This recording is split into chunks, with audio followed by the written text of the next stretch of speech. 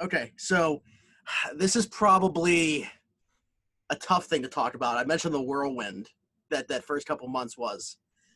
That play at the plate Mhm. on a certain night in a certain city against a certain team in 2011.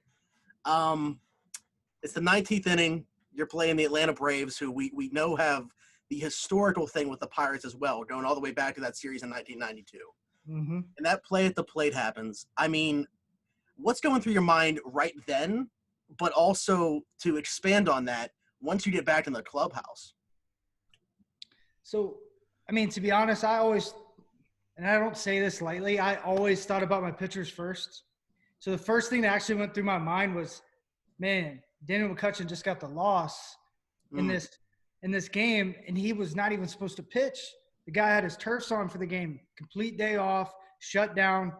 He stepped up when we went into extra innings, said, "Hey, I want the ball." Took the ball. Literally, they told him not to go down the bullpen. He started walking down there anyways. And that's the type of guy you want on your team. So my first thought was, no, no, no, no, no, this can't happen. And I went right towards Jerry Mills when he made that call. And I look back, and I've ran through this play yeah. 9 billion times.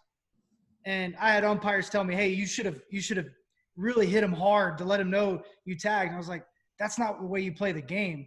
And just all these different umpires with their different opinions. And here we are now in 2020. You can't block the plate, right? All these things are here. We have review now. So maybe it was a historical play in a bad situation, but it turned out some good things, I think, in the long run. It's making guys get the calls right more often. But, man, 19 innings, you lose. You're in first place in the division. And then I'll never forget, I just said this on another podcast. I literally went to Philadelphia after that and maybe had my worst series Mm. in the big leagues ever. I mean, ever. I felt like I had 3 holes in my bat, not one, but 3. I mean, I could not hit anything. Water, I mean, if I jumped out of a boat, I would have missed the water. It was unbelievable.